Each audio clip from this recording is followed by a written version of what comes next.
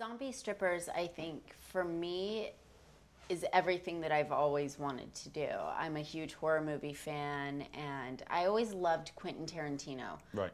And, Robert Rodriguez, and, kind of the Evil Dead sort of campy, hardcore gore Yeah. sort of thing.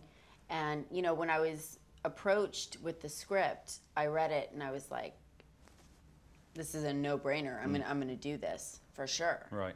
So it was seriously one of the best times of my life. Cool. It was It so looked like fun. it must have been a lot of fun to make. Oh my God, it was so crazy. It wasn't a very high budget movie, but we had very long days, probably anywhere from like 14 to 16 hour days. Right.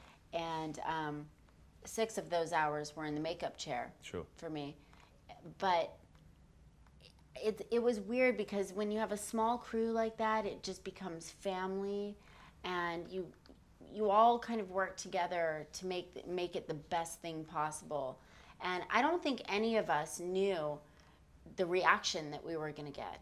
Right. And what has the reaction been so far? I mean, in the States and things like that? It's unbelievable. It's crazy to me. It's like I get kind of choked up when I think about it because, it wasn't even supposed to go to theaters. It was going to straight to DVD. And when they told me that it was releasing in 10 different cities, I was like, oh my God, this is so brilliant, And I went to the premieres, and people were dressing up like zombies.